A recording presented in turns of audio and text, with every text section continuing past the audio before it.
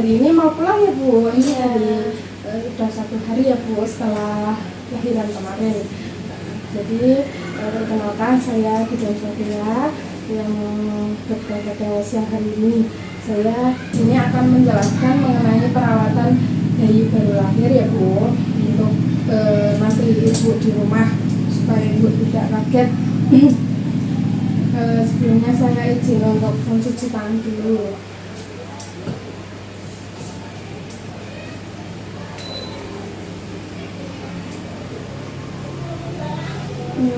Yang pertama ini saya akan menjelaskan mengenai pemberian ASI. Apa Ibu sebelumnya udah mengetahui? Belum ya Bu.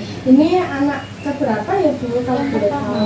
Oh, pertama ya, wajar kalau ibunya belum paham mengenai pemberian ASI ya Bu. Jadi saya akan menjelaskan. Nah, bahwa ASI ini adalah makanan yang terbaik untuk bayi ya pada usia 0 sampai 6 bulan itu cukup ASI yang diberikan untuk bayi tanpa ada tambahan makanan lain yang masuk. ASI ini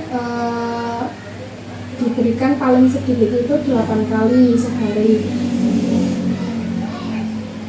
Ibu untuk memberikan ASI-nya itu sesering mungkin ya Bu ya. Walaupun misal adiknya lagi tidur, bayi kan sering tidur. Nah 2 jam sekali itu dibangunkan untuk disusui, jadi bayi tidak dehidrasi. Kemudian cara menjaga kebersihan dan kehangatan bayi dengan cara misal kontak antara kulit ibu dengan kontak bayi. Pastikan bayi diletakkan dalam tempat yang hangat atau yang kering ya Bu ya. Memakaikan pakaian bayi yang lembut, hangat, kering, bersih. Bila perlu bayi memakai tutup kepala, sarung tangan dan kaos kaki untuk menjaga kehangatan bayinya. Kemudian mengganti popok dan selimut sesuai keperluan.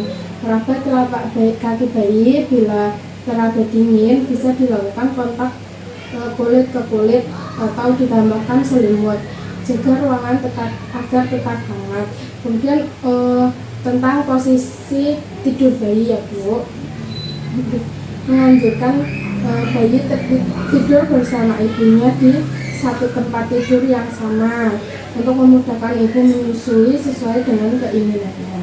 Kemudian sebaiknya bayi tidur bersama ibu di bawah kelambu karena untuk menghindari serangga atau nyamuk gitu ya Bu yang masuk atau yang menggigit adiknya. Kemudian posisi tidur bayi itu dianjurkan terlentang atau miring, tidak dianjurkan untuk tidur tengkurap karena dapat bayinya itu sesak nafas ya Bu ya.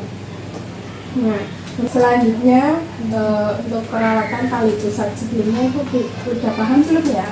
Belum ya Bu.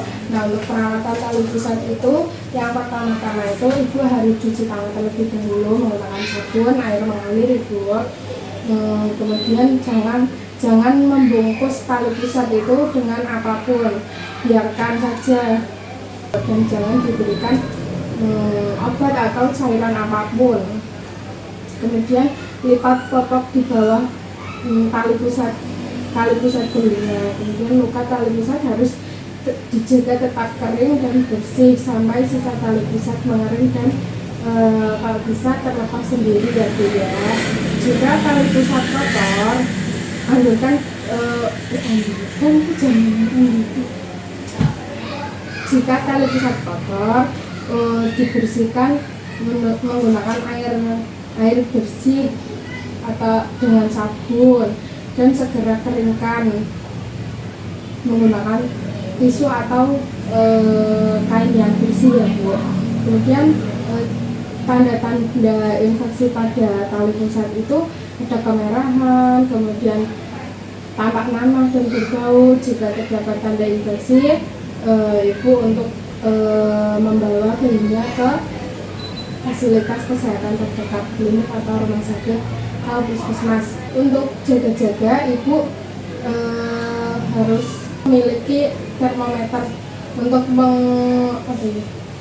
untuk mengetahui suhu tubuh pada bayi ibu sewaktu-waktu itu. Yang tanda bahaya yang harus diwaspadai pada bayi itu, jika bayi tidak mau minum, terus kejang, terus muntah, kemudian bergerak hanya jika dirangsang, kemudian nafasnya cepat, nafasnya lambat, tarikan dinding dada ke dalam yang sangat kuat, kemudian merintih, rada demam, kedinginan atau nanah banyak yang di mata, kemudian pusar kemerahan meluas ke dinding perut dan diare. Tampak kuning pada telapak tangan dan kaki juga itu tanda bahaya ya Bu.